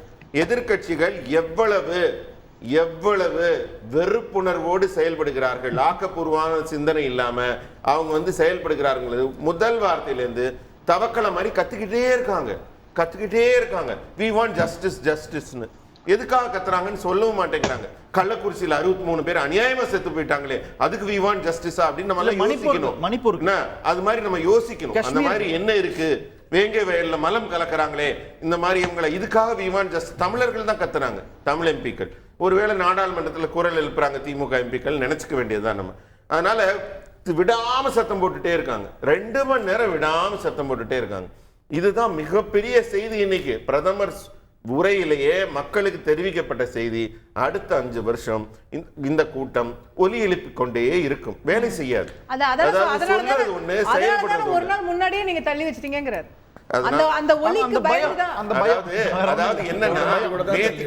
ராகுல் காந்தி பேசுறப்ப அவர் அனுமதிக்கப்பட்டார், அமைதியா பேசினார், தன் கருத்தை சொல்றப்ப. இதுல என்ன இருக்கு, அவர் கருத்து சொல்றாரு, அவர் பேசி முடிச்ச பிறகு இல்ல கருத்து முன்னாடி எல்லாரும் கூச்சல் குழப்பம் வரும். சில மணித்துளிகள் அதை காட்சிப்படுத்தி விட்டு அமைதியா இருப்பாங்க. அப்படிதான் இருந்தாங்க. 10 நிமிஷம் அங்கேயும் சத்தம் போட்டாங்க. அதுக்கப்புறம் அவர் பேசினார், தெளிவா பேசினார், படத்தெல்லாம் காட்டிட்டு பேசினார். அப்பதான் தெரிஞ்சது, ஒரு மனிதனை பேச விடும்போது தான் புத்திசாலியா பாலக் புத்தியான்னு தெரியும். அதனால அவரை பேச விட்டோட தான் பாலக் புத்தி வெளியில வந்தது. அதனாலதான் இன்னைக்கு அவர் தெளிவா எதிர்க்கட்சியை சாடியது இருக்கட்டும், நீங்க எவ்வளவு மோசமான தோல்வியை சந்தித்து இருக்கிறீர்கள், நீங்க பாரசைட்டா இருக்கீங்கன்னு வெளிப்படுத்திய துணிச்சலாகட்டும். எல்லாத்துக்கும் மேல நான் 47ல பாரதத்தை உன்னத நிலைக்கு எடுத்து போகிறேன் கம்பீரமா கர்ஜித்த விதமாகட்டும். நீங்களும் வாங்கையா, அவங்களோட சேர்ந்துதான் என் நாட்டை முன்னேற்றன்னு கூப்பிட்ட அறைகூவல் ஆகட்டும். ஒரு வலிமையான தலைவன் கையில பாரத தேசம் இருக்கிறதுங்கிற பெருமையை கொடுத்தது இந்த. ஓகே, நிறைவான கருத்துக்கள் திரு சரவணன், ஒரு வரி, 1 sentence, not more than that. இல்ல, இப்போ அதாவது பாஜக இனிமே இந்துத்துவா என்ற ஆயுதத்தை கையிலே எடுக்க முடியாதபடி மழுங்கடிக்கப்பட்டிருக்கிறார்கள். ஏன்னா ராகுல் எடுத்துட்டாரு சிவபெருமான. ஆமா, இல்ல அப்படி இல்ல. இனிமே இந்த இந்துத்துவான்ற பெயரை சொல்லி மக்களை ஏமாற்றி பாஜகவால அந்த உணர்வுகளை தூண்டி ஓட்டு வாங்க முடியாது. 2024 தேர்தல் தெளிவாக எடுத்து காட்டிடுச்சு. அதே போல இன்னொரு வேண்டுகோள், தந்தி டிவிக்கு நன்றிகள். நீங்க இப்படிப்பட்ட ஸ்போக்ஸ் பர்சன்ஸை எதிர்கட்சிகளின் சார்பாக கூட்டிட்டு வரணும், பாஜகவின் சார்பாக, வலதுசாரி சார்பாக. அப்பதான் மக்களுக்கு தெரியும் இவர்கள் எப்படி ஒரு எதிர்கட்சியாக செயல்படுகிறார்கள் தெரியும். தெரிஞ்சு அது திமுகவுக்கும் மற்ற கட்சிகளுக்கும் மிக மிக சிறப்பாக இருக்கும். தந்தி டிவிக்கு மிக்க நன்றி. திமுக பத்தி மட்டும் பேசுங்க, அந்த அளவோட நிறுத்துங்க. ரெண்டே வரி தான் எக்ஸ்ட்ராவா எடுத்துக்கிறேன். தவக்கலைக்குமான வித்தியாசம் தான் அங்க நடக்குது. ஒரு தவக்கலை மோடி, தவக்கலை அதுக்கான வித்தியாசம் நடக்குது. மெஜாரிட்டி இல்லாத போது ஃப்ரண்ட் பெஞ்சர்ஸ் வச்சு நடத்தின பாராளுமன்றம் நல்லா இருக்குல்ல? இல்ல நீ மோடி யோசிச்சு பாருங்க, தவக்கலை தெரியும். ஆனா இங்க தவக்கலை தெரிஞ்சிடும். ஆனா ரொம்ப முக்கியம், மெஜாரிட்டி இல்லாத பொழுது எதிர்கட்சிக்கு ஃப்ரண்ட் பெஞ்சர்ஸ் நடத்தின பாராளுமன்றமா இருந்தது. ஏன்னா இவங்க வெளிநடப்பு செஞ்சாங்க. இப்போ மெஜாரிட்டி இருக்கக்கூடிய ஒரு மைனாரிட்டி எதிர்கட்சி இருக்கும்போது பேக் பெஞ்சர்ஸோடைய பார்லிமெண்ட்டாக தெரியுது. அதனால தான் விசில் அடிக்கிறாங்க. எல்லாமே கொஞ்ச நாள்ல சரியாயிடும். அதுக்கெல்லாம் நல்ல பிசியோதெரபிஸ்ட் இருக்காங்க. ஏங்க அவ தான் 3 வாங்கியிருக்காங்க, 99 102 ஆயிருக்கு. அதை நீங்க ஒத்துக்க மாட்டீங்களா? இன்னும் 9 வாங்கி 111 ஆகணுமா? ஓகே, தேங்க் யூ திரு. இல்ல ஒண்ணே இல்ல, நீங்க முதல்ல 3 நாள் கூட்டம்னு சொன்னாங்க. முதல் நாள் தலைவர் ராகுல் காந்தி பேசினாரு. இன்னைக்கு பிரதமர் ஏதோ பதில் சொல்றேன்னு ட்ரைலாம் பண்ணாரு. நாளைக்கு எங்க திருப்பி நாங்கள் பதில் சொல்லிடுவோமோன்னு பயந்து ஒத்தி வச்சுட்டாங்கன்றதை புரிந்து கொள்ள முடியுது. அதில் பிஜேபி பல விஷயங்களில் உங்களுக்கு ட்ரக்ஸ் அதுன்னு டீல் பண்ணி இன்னைக்கு ஒரு பெரிய விஷயம் மாட்டிருக்கிறாங்க. 267 கிலோ தங்கம் கைப்பற்றப்பட்டிருக்கிறது. அது ஒரு பாஜக பிரமுகரும் தொடர்புள்ளதாக வந்திருக்கிறது. அதன் குறித்து இவங்கெல்லாம் பேசணும்னு நினைக்கிறேன். ஏங்க சாதிக் பாட்சா மறந்துட்டு பேசுறீங்க. எவ்வளவு பெரிய ஆளு இங்க வந்து திமுகவோட ஒரு பெரிய ஜாஃபர் சாதிக்க சொல்றீங்க. ஜாஃபர் சாதிக். சாதிக் பாட்சா வேற கதை. ஓகே. அது கதை. அதை முடிச்சு இப்ப ஜாஃபர் சாதிக்க பத்தி பேசும்போது சாதிக் அலி மனதிலே நிழலாடுகிறார். ஒரே நிமிஷம் சாதிக் அலின்னு ஒருத்தர் இன்னைக்கு வந்து பிருத்திவின்னு ஒருத்தர் அவர் யார் ஃபாலோ பண்றாங்கன்னா பிரதமர் நரேந்திர மோடி அவர்கள் ஃபாலோ பண்றாங்க. என்ன பண்ணிருக்காருன்னா 167 கோடி ரூபாய்க்கு பேச வேண்டிய பொருள் வந்து வெளிநாட்டில இருந்து கடத்தி தமிழ்நாட்டில் எவ்வளவு போதை கலாச்சாரம், எவ்வளவு கஞ்சா கலாச்சாரம், எவ்வளவு மாணவர்கள் மத்தியில போதை பரவலாக பரப்பப்படுகிறது. அரசு ஆதரவாக பரப்பப்படுகிறது முக்கியமான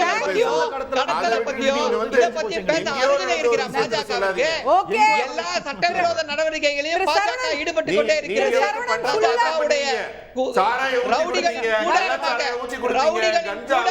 பாஜக இருந்து கொண்டு வருகிறது. அதோட வெளிப்பாடுதான் நீங்க இந்த சாதிக் அலி பிருத்திவி அவர்கள் வந்து அன்பாலவாதி பண்ண சொல்லுங்க.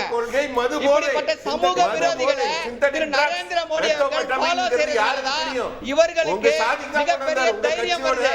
இப்படிப்பட்ட சமூக விரோதிகளை தயவு செய்து பிரதமர் அன்பாலோ பண்ணுங்க. இப்படிப்பட்ட சமூக விரோதிகளை ஃபாலோ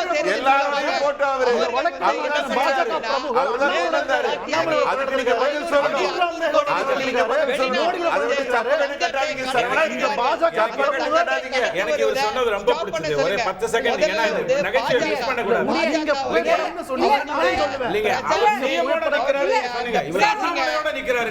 சிஎம் இருக்கக்கூடிய சமூக விரோதிகளை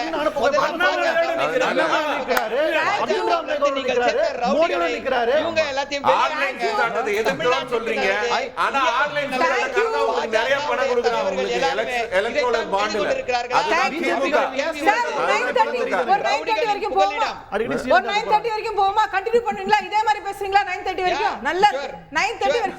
என்னால போக முடியாது. நிகழ்ச்சியில கலந்து கொண்டு கருத்து தெரிவித்த அனைவருக்கும் நன்றி. பார்த்த உங்களுக்கும் நன்றி நேயர்களே. வணக்கம்.